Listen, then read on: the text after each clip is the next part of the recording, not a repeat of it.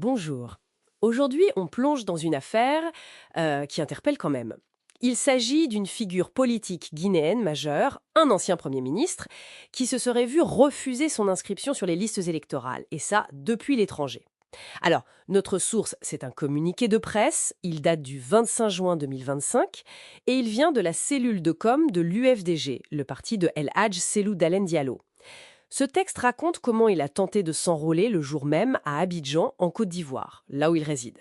L'objectif de notre deep dive, on va décortiquer ce que dit ce communiqué, la chronologie, les raisons données, la réaction du parti, bref, comprendre leur version des faits. Bon alors l'histoire commence, d'après le texte, tôt le matin. Monsieur Diallo se présente au centre d'enrôlement de Trècheville, c'est à Abidjan. Il est avec un autre responsable de son parti. Et il a ses papiers, hein, carte consulaire, acte de naissance biométrique, CNI biométrique, passeport valide, même un passeport diplo expiré. En gros, il semble paré. Oui, tout ce qu'il faut en principe pour la procédure, on s'attendrait à ce que ça se passe sans encombre. Exactement, mais visiblement, ça coince assez vite. Première raison invoquée, il ne résiderait pas dans cette commune, Trècheville. D'accord, une question administrative en quelque sorte. Voilà, mais ensuite, une deuxième justification arrive, elle viendrait de la représentante de l'ambassade auprès de la CARN, la commission qui gère la révision des listes. Et là, c'est plus précis. Selon elle, il y aurait une instruction des autorités guinéennes, une instruction pour ne pas enrôler 3 anciens premiers ministres en Côte d'Ivoire. Bah oui, carrément. Et qui sont ces 3 anciens PM? Sidia Traoré, Lansana Kouyaté et donc Cellou Dalein Diallo lui-même. C'est du moins ce que rapporte le communiqué. D'accord. Et c'est là que les choses se compliquent, si je comprends bien le texte? Oui, parce que toujours selon ce communiqué, il y aurait eu une divergence sur place. Un responsable local de la CARL, lui, aurait estimé qu'il fallait l'inscrire. Ah bon? Pourquoi? Parce qu'il n'y avait pas d'instruction écrite contraire et M. Diallo avait ses papiers. Donc, ça crée une tension entre ce responsable local et la représentante de l'ambassade. D'accord, je vois. Un désaccord sur la marche à suivre. Exactement. Et la situation, elle escalade assez vite. D'après le récit, suite à un coup de fil, la représentante de l'ambassade donne l'ordre de tout stopper. Comment ça a tout stoppé? Eh bien, de débrancher le matériel d'enroulement, de le ranger et de fermer le centre. Carrément. Mais, et les autres personnes qui attendaient? Justement, le communiqué souligne que ça a pénalisé des centaines d'autres citoyens qui faisaient la queue. C'est un point important de leur récit.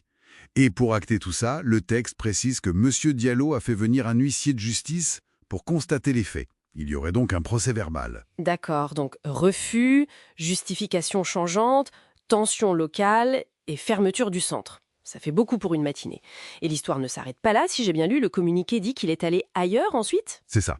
Il se rend alors au centre d'enrôlement qui est installé à l'ambassade de Guinée même. Et là, il se passe quoi?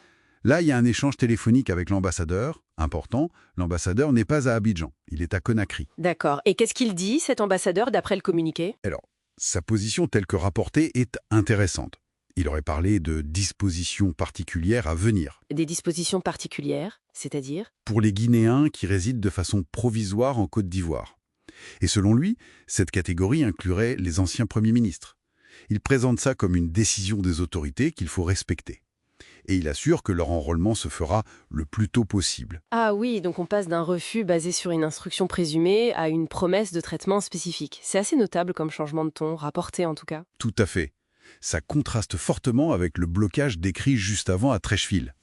Et face à tout ça, la réaction de l'UFDG dans son communiqué est très claire. J'imagine. Qu'est-ce qu'ils disent exactement? Ils déplorent profondément ce qu'ils appellent un empêchement ciblé. Pour eux, c'est clair, c'est M. Diallo qui était visé en tant que citoyen et opposant. Le parti qualifie ça de violation flagrante de la loi. Il cite le code électoral guinéen, les engagements internationaux du pays. D'accord. Et ils dénoncent une décision injuste et arbitraire. En gros, ils affirment que ni les militants, ni le peuple guinéen n'accepteront cette situation. Le ton est vraiment à la condamnation ferme. Donc si on résume ce que ce communiqué nous dit, on a le récit détaillé d'un refus d'enrôler une figure politique importante, avec des justifications qui semblent évoluer. D'abord la résidence, puis une instruction visant nommément d'anciens PMs, ensuite la fermeture assez brutale d'un centre d'enrôlement qui touche d'autres citoyens, et pour finir, cette promesse de disposition particulière. Exactement. Le communiqué met en lumière, de leur point de vue, une tension entre ce qui devrait être une procédure standard, appliquée à tous, et des exceptions ou des directives qui semblent viser certaines personnes. Et l'UFDG martèle sa lecture des faits. Pour eux, c'est une atteinte grave aux droits civiques, une violation des lois électorales. Ils rappellent que s'inscrire sur les listes électorales, c'est un droit fondamental. Et selon leur version, ce droit aurait été bafoué de manière discriminatoire dans ce cas précis. Ce récit soulève effectivement des questions. Oui, ce récit pose la question de la potentielle fragilité du processus d'enrôlement pour certains citoyens à l'étranger, du moins tel que décrit par le parti. Alors, pour conclure notre deep dive, en se basant strictement sur ce communiqué, ce récit d'un empêchement qui semble ciblé, suivi de cette promesse de disposition particulière, quelle réflexion ça peut bien susciter sur l'uniformité, la transparence du processus électoral pour les citoyens guinéens à l'étranger, tel que ce texte le dépeint? C'est une question qui reste ouverte.